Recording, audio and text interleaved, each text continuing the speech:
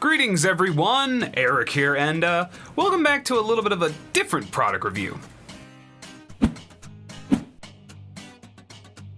Before we begin proper, make sure you check the description where you can find links to my Skillshare classes, to the products that I review, as well as to Patreon, Coffee, and all that cool stuff. But let's get on with the video.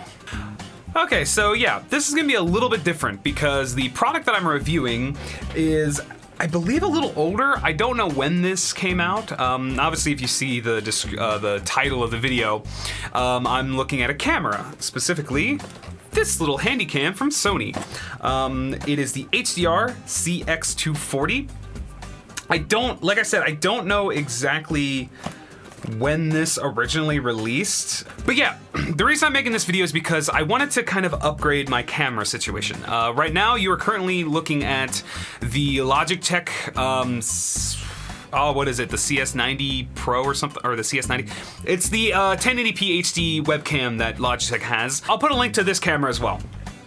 But the thing about this camera is, the one thing I was having issues with is it doesn't handle low light well at all. Which makes sense. The sensor's not really that large, and I never really had really good lighting. Now, I have some decent lighting right now. I have two lights right here that are pointing at me. I believe they're a Lume Studio or Limio Studio. I'll link to them.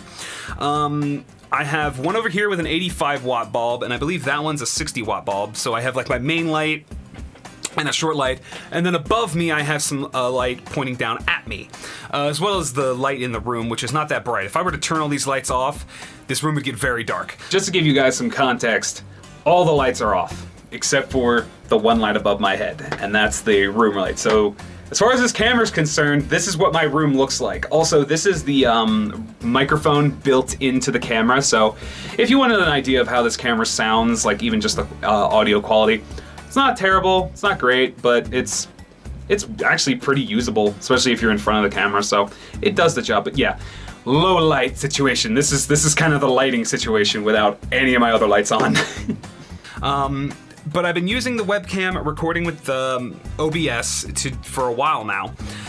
But I wanted to try something else. I wanted to try getting an actual camcorder because most camcorders are a little bit better at recording. And this one was like an HD one. It records in 1080p at 60 frames a second. I believe my webcam only does like 30 frames. But yeah, I wanted to try a camera out. But this is weird. I ended up finding that I had the same problems with the camera as my webcam. So what I'm gonna do here is, basically I'm gonna show you the footage. Now, if I was really smart, I would set up the camera so that they were right next to each other, shut up phone, in a way that I could swap back and forth between, oh wait, I already have that camera already set up right over there. So yeah.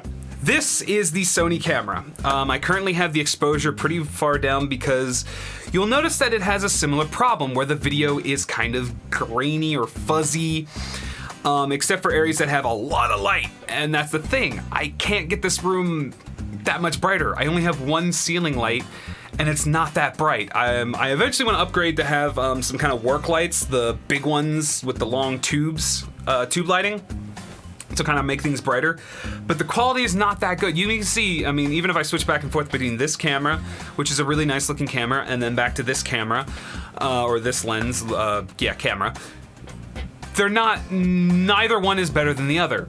So the problem I'm having with is, I don't feel like it's that much of an upgrade. Now, I got it used for $70. Which is a really good deal. I believe it sells for almost $200 brand new. But to me, it's just, okay, well, let's talk about some of the features. The camera has, just like any Handycam or camcorder, it has a little lens that pops out that you can flip around. That's how I'm actually, if I switch over to this camera, I can actually see myself in the viewfinder on the side, which turns around so that I can see it. And that's kind of why I wanted this camera. So that way, with the webcam, I have to look at the screen over here where I'm recording to see if I'm in frame and stuff like that. which is kind of inconvenient at times because it means that I'm tethered to my computer. With a camcorder, or even a DSLR camera, I can take this wherever I want. I can go outside, I can move in different spots. So I wanted a camera with that ability. And I ended up going with this camera because it seemed like a good camera, because it was 60 frames per second, 1080p.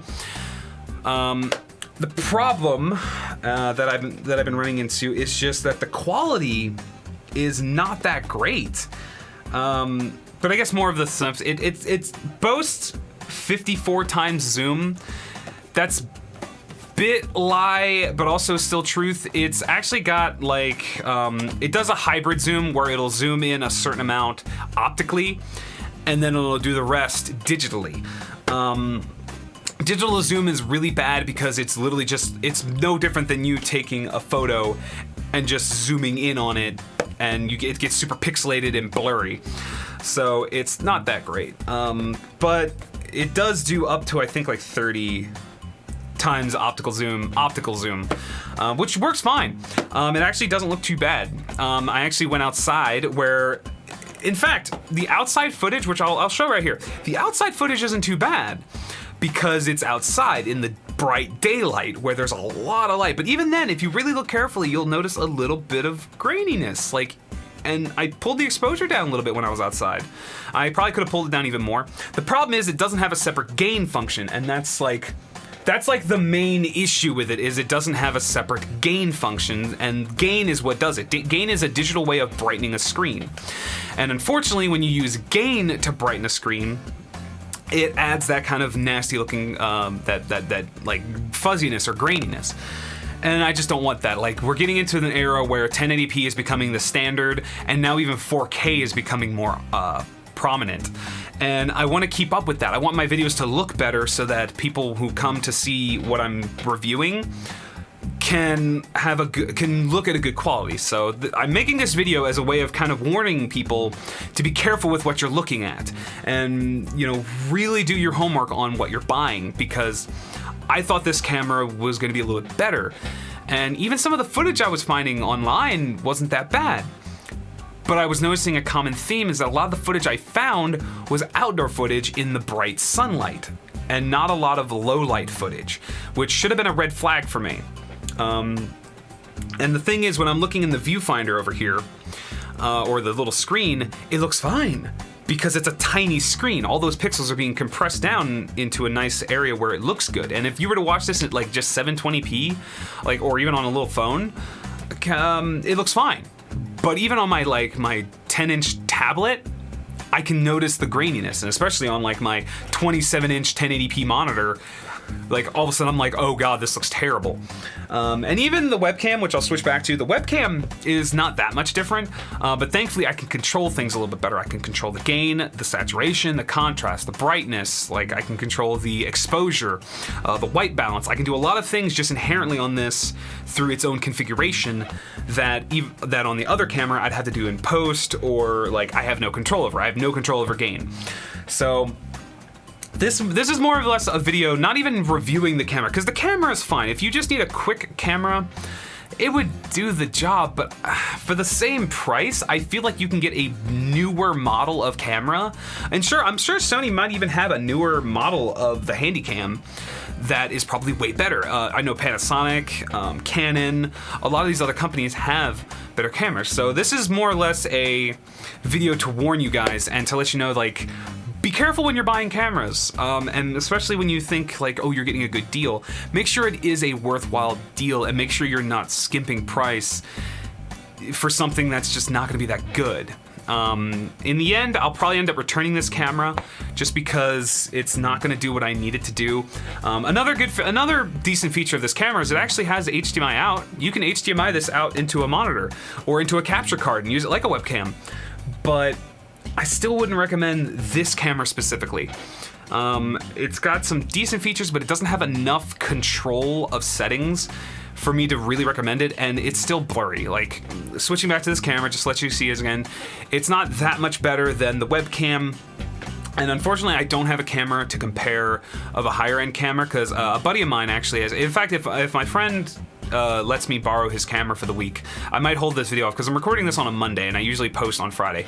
If I get his camera in time, I will splice in some footage from that camera, which is 4K. It's a Panasonic Lumix. I can't remember the name, but it is a kind of a 230, 240. It's like, actually it's more than that. It's like $300 or more, but you can get it used for like $230.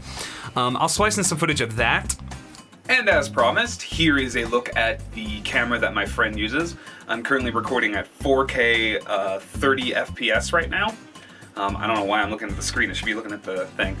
This camera is the Panasonic Lumix DC ZS70K, or ZS70. I think this one is the 70, but you can get the 70K.